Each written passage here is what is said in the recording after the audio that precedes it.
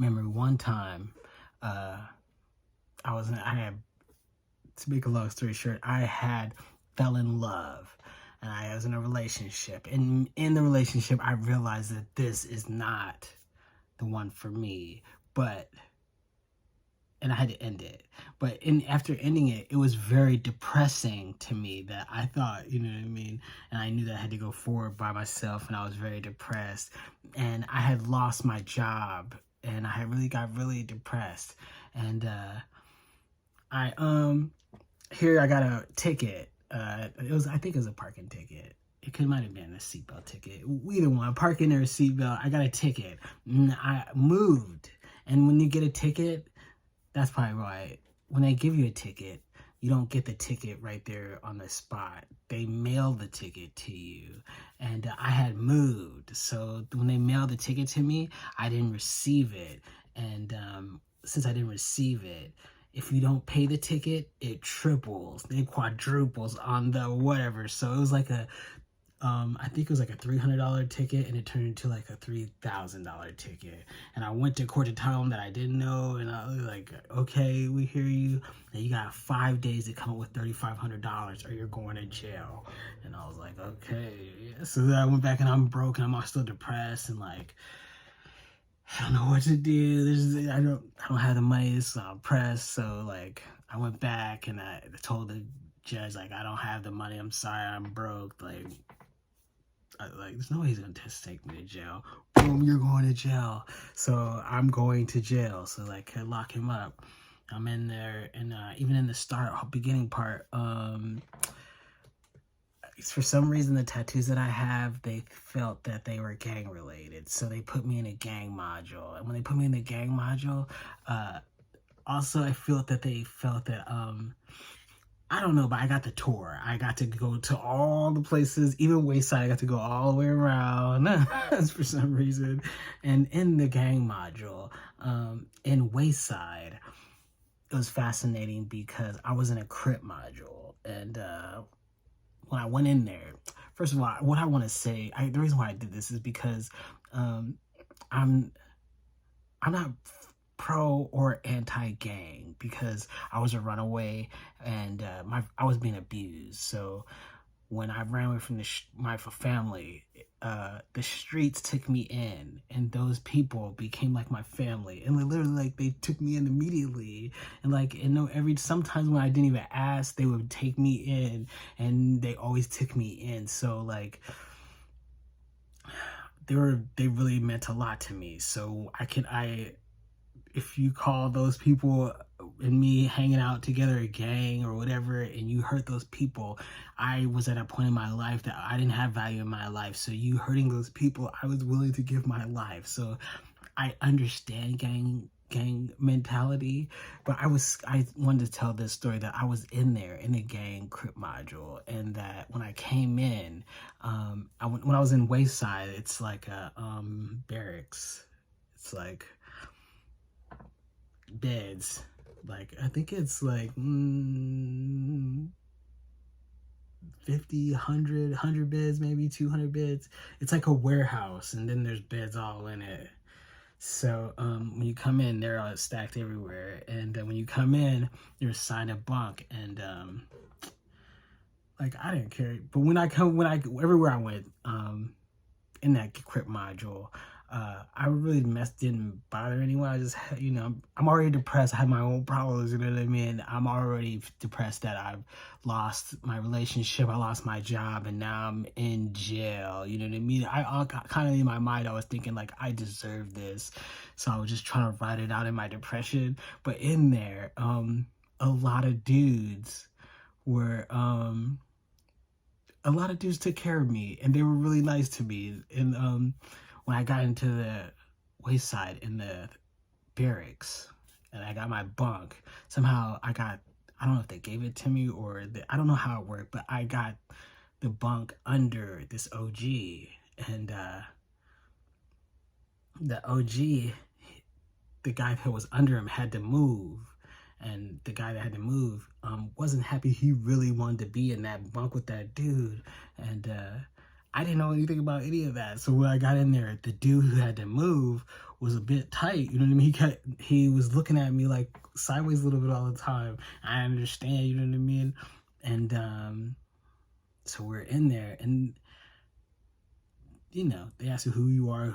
I'm just telling who I am. Honestly, that's me. Like, I'm gonna be honest with who I am, and really, there's nothing for me to brag about. I'm fucked up. You know what I mean? And I'm from the streets. I was born and raised in the gutters, so it's not like it's not above me. This is me. You know what I mean? I know how to function, and I got love. Even those people, they were really nice to me. So the OG told me that the guy who was in the bunk under me was a blood.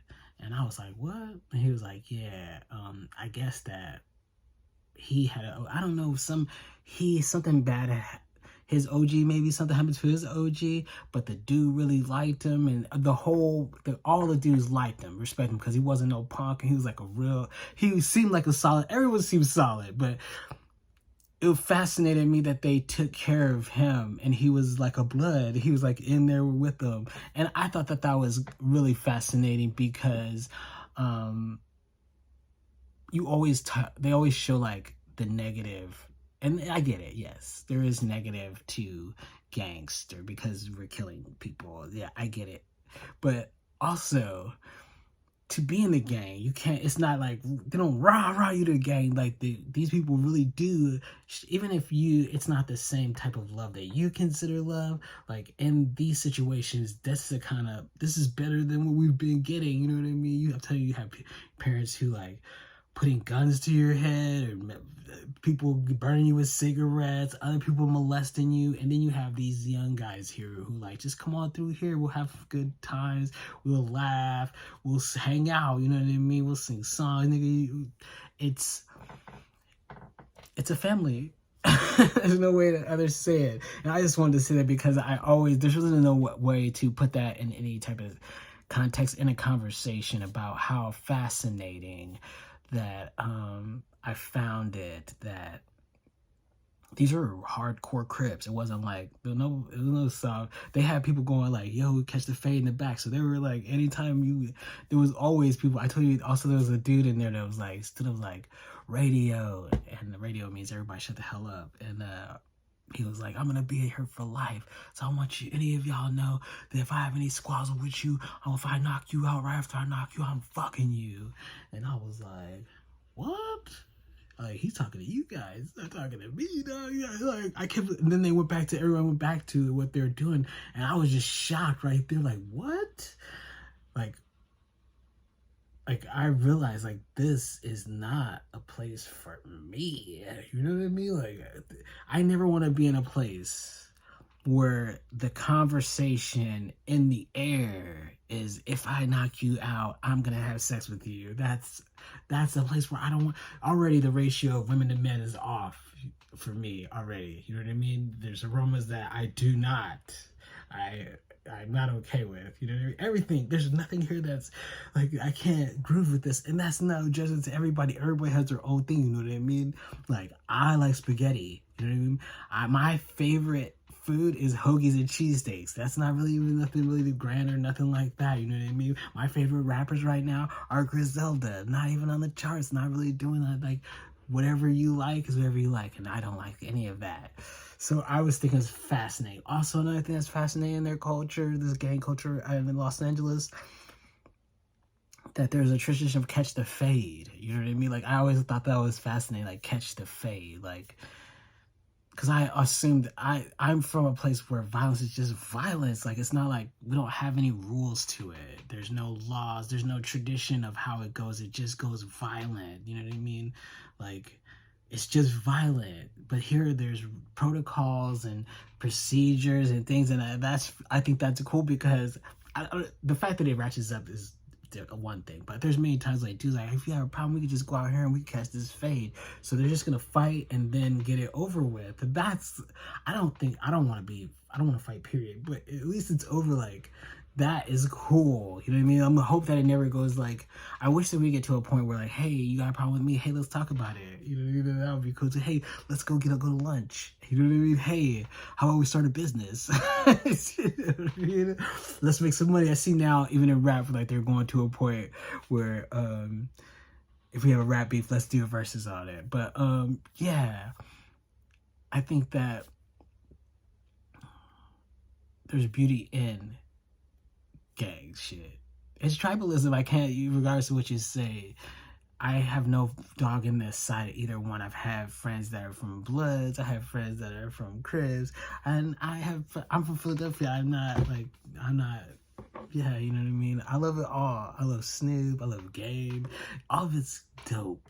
Can I say that? You know what I mean? Especially when it's rapped right. Also, I like all the, I like the mentality. You know what I mean? It's like me too, like, don't talk to me crazy, dog. You know what I mean? Like, I'll respect you. I'll mind my own business. You mind your own business and we're good. That's good. I have no problem with that. You know what I mean? But if you're out of line, I'm rehabbing my aggression. I'm a pacifist. But I had to learn to be that type of person. You know what I mean? That wasn't easy. Like, my father taught me, like, my father, period, if you say anything, he says it himself.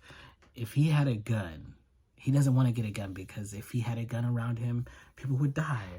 Just, that's how he is. He's insane. So, like, tell me when it goes. Not even like, that's why I'm saying, like, to hear West Coast gangsters say catch the fade, or that's, wow, that's so cool, because that's not where I'm from. I'm from, like, everything's a weapon. Anything. My uncle shot my grandma. You know what I mean? He's trying to chase my aunt. He shot a door handle, and the fragments went to my grandma's face, and he went and grabbed her and ran her outside.